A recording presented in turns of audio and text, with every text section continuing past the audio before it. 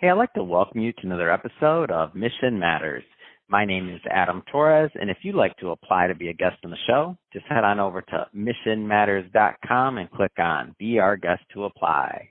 All right, so I have Ty Montague on the line, and he's Chairman and Chief Purpose Officer over at Co-Collective. Ty, welcome to the show. Adam, great to be here. Thank you for having me on. Oh man, awesome to have you on, and don't think I'm going to let you off the line before we talk about your podcast too. I should add podcast host to your introduction of Calling Bullshit Podcast. So we're going to get into that and more things. But before we get into the podcast, before we get into Co-Collective and what you're doing as Chief Purpose Officer, we'll start this episode the way that we start them all, with our Mission Matters Minute. So, Ty, we at Mission Matters, we amplify stories for entrepreneurs, executives, and experts. That's our mission. Ty, what mission matters to you? Adam, I'm on a mission to reinvent capitalism, and I realize that probably to your listeners will sound, maybe egotistical, and I don't mean for it to be. I want to put my shoulder. Many people are putting their shoulders to the wheel of really redirecting the entire economic system that we work under, not because it's bad, but because there are some negative things happening with it. So we've currently we are part of a form of capitalism that I would call shareholder capitalism, where really the sole focus of a corporation is to enrich shareholders. And this was because this was a theory that was put forward by an economist named Milton Friedman in about 1970. He was very influential, and he convinced all the business schools to teach students that was the sole purpose of a corporation, was to enrich shareholders. It's now obvious that form of capitalism is leading to lots of negative externalities, pollution, income inequality, climate change, all kinds of bad things. And that's because we need to switch to stakeholder capitalism, a form of capitalism in which CEOs are empowered to take into consideration all of their stakeholders, their employees, their partners, their customers, the communities that they do business in, and the planet. And that all the stakeholders that they serve need to have a say in the in the actions that the company takes in the world. And so if we can create more stakeholder-led companies, we can get capitalism back on track, and that's what I'm trying to do. Man, that's a big mission and a big task. That's why I love this show, man. It's all about Mission Matters over here, and your mission absolutely matters. And I'm just curious, how did you get on this path? Like, tackling capitalism, that's not like you just wake up one day and you're like, I'm going to go change everything. Like, how did that happen to you? Or maybe it did. I don't know. I shouldn't say that. Maybe it did. Well, how did that start for you? Well, it's interesting. I spent a long time in the advertising business, helping businesses tell their stories. And I just noticed over time, and finally this started to bother me, that not all companies, but some companies had a story that they were telling and a different story that they were doing.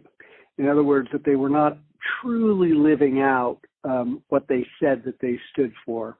And I thought, if I could close that gap, the gap between word and deed, right, in the world, just so that companies were doing what it says on the label, so that customers were really clear about what the company was really up to, and that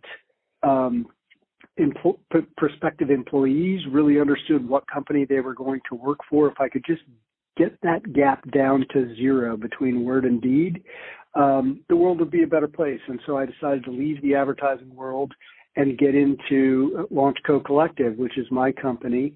And that's what we do. We help companies define and align on their true purpose. So we work with leadership teams to really define that and hone it. And then we help them operationalize it internally through organizational and cultural design, and then externally through experience design. And our enemy, we help clients, all of our clients, we help them define an enemy, as well as, because it's great to know what you want to, what you're for, but it's also good to know what you're against. and and we put ourselves through our own process, and our enemy at Co is that gap between word and deed, which we characterize as bullshit, and we're trying to create a bullshit-free world. And it turns out, I'm sorry, this is a long answer to your question, but it turns out that companies that tend to have very low gap between word and deed also tend to be stakeholder-led companies. And so I became aware of and decided to join the conscious capitalism movement. And that's kind of how I got into it. And it's, I certainly didn't start it. I'm not a major leader of it. I'm an enthusiast, and there are many, many, many people jumping on board the train. I assume some of your listeners are on the train, and those of your listeners who are not, I would encourage them to explore it because it's an important thing. Yeah, it's great.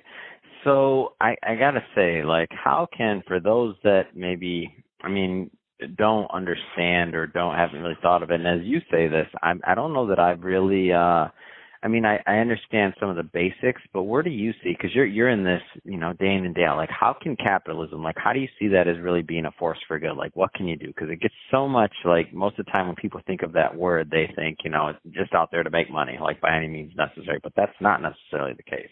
Like, how can it be good?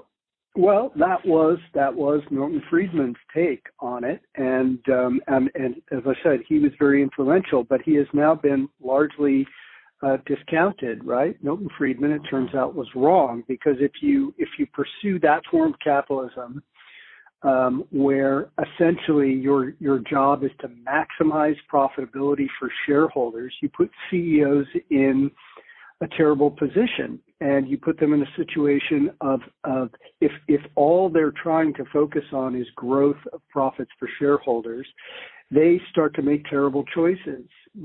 They start underpaying employees. They start scrimping on things like career development and healthcare and pensions. They bust unions. They underinvest in R&D. They externalize costs by dumping waste in the public commons. And that also enables them to avoid actually charging consumers for the true cost of the products that we buy. Imagine, for instance, what a gallon of gas would cost if you were paying for the cost of climate change every time you filled up your car. Gas would be very much, much, much more expensive, but we create these artificially low pricing because we're not taking into consideration all of the externalities of that product. Conscious capitalism encourages CEOs to pay attention to those externalities, to really think about the impact that they're having on the communities that they serve, on the planet, on their customers, on their employees. And this movement in business has been growing for quite a while. I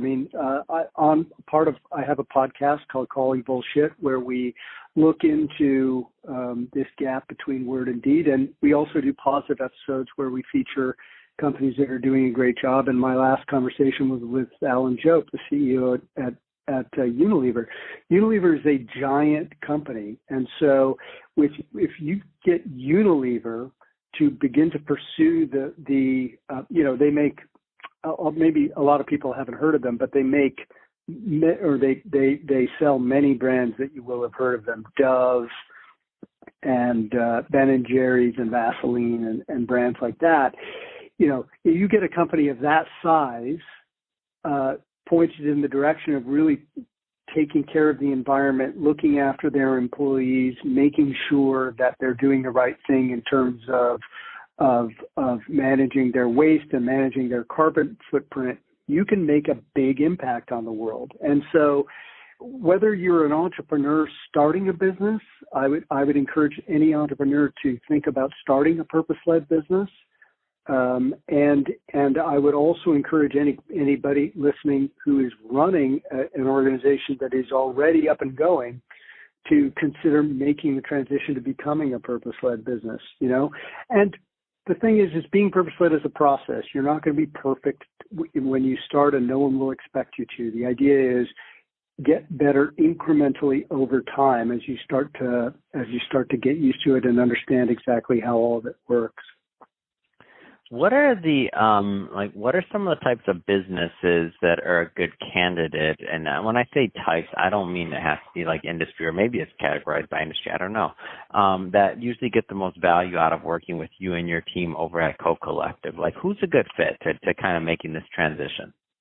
It's a really interesting question. We tend not to we tend to be very cross category. So we've worked for many companies that you will have heard of.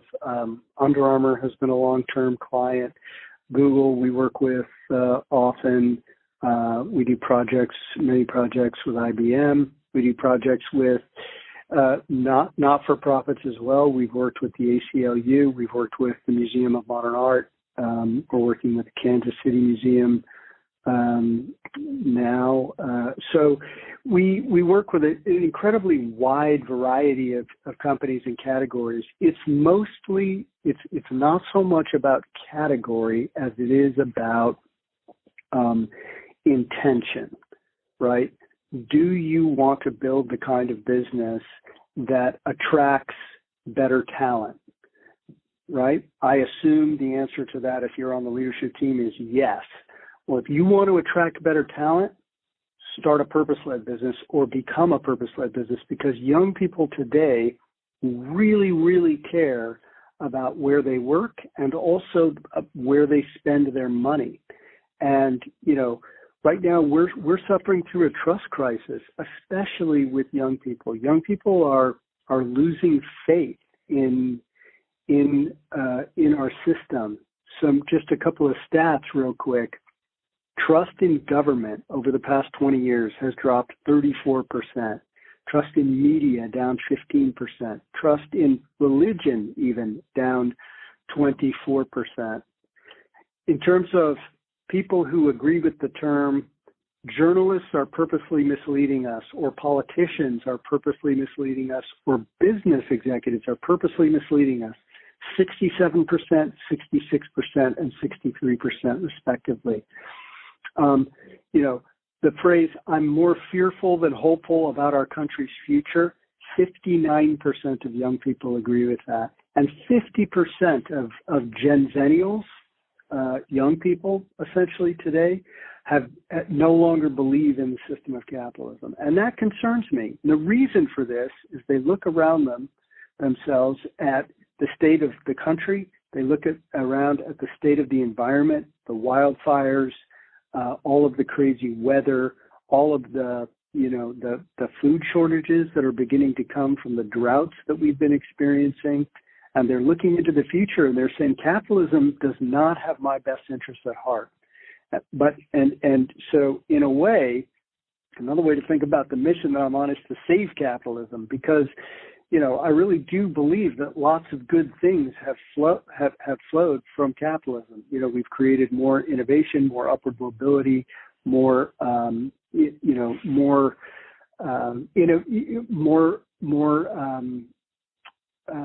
better health outcomes. They're just the list of things that capitalism has made better is very long.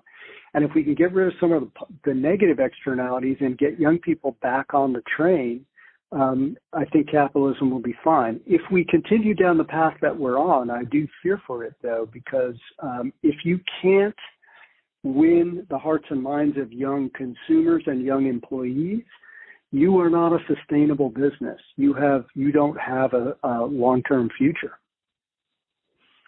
I want to jump around a bit here. You did mention the podcast, but I want to go a little bit further. So, Calling Bullshit. Sure. What was the inspiration for the show? Well, two things. One is young people today, as I've just been talking about, are calling bullshit on capitalism itself. They don't believe that. They don't trust that what they are being told by companies is trustworthy or believable. So companies, corporate America has a trust problem with the next generation of consumers. So they are calling BS on corporate America and on capitalism. And simultaneously, as I was talking about before, my company, we have our purpose is to help the bold truly do, and our enemy is bullshit. It's the gap between word and deed in corporate America. We're trying to close that gap. So we wanted to start a podcast that would be inspiring to young consumers and informative to young consumers, also to potential employees of companies. We wanted to do a podcast that appealed to investors who were looking for, so-called ESG investments or impact investments. And we wanted to do a podcast that would be helpful to leadership teams who want to begin the journey of transformation to becoming purpose-led. So we called it Calling Bullshit. I know it's a provocative name, but we try to, in every episode, even the ones where we do call bullshit, it's the first half of the episode is about the company in question and kind of unpacking the facts of the case, usually with an expert interview. The second half of an investigative episode, we actually try to solve the problems. In other words, our thesis is bullshit is a treatable condition. You just have to take action. And so we define the actions that we think the company would need to take to get back on track. And then we also do positive episodes where we just feature the CEO of an organization that is truly purpose-led and ask them for any tips that they have for how to, their experience of leading a purpose-led organization, in some cases global organizations, and what other, entrepreneurs or business people could take away from that. That's great. Well, Ty, I just have to say it has been great having you on the show today. I really enjoyed learning more about Co-Collective and, of course, your podcast. I know we barely scratched the surface on what you're doing over at Co-Collective, and I definitely want individuals to follow up and to connect to learn more. So that being said, what's the best way for them to do that? How do people connect? Well, they can reach out to me directly on LinkedIn. They can email us.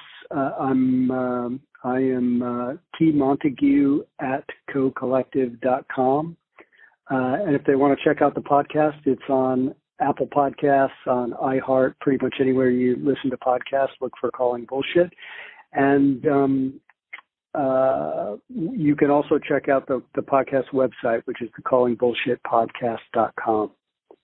Fantastic, and we'll put all that information into the show notes so that our audience can just click on the links and head right on over. And speaking of the audience, if this is your first time listening to a Mission Matters episode or connecting with the platform, we're all about bringing on business owners, entrepreneurs, and executives and having them share their story, the mission behind their story, why they do what they do, and what we can all learn from that so that we can all grow together.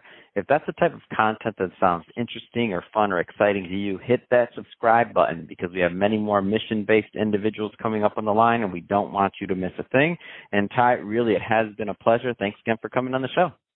Adam, thanks for having me. It was great to be here.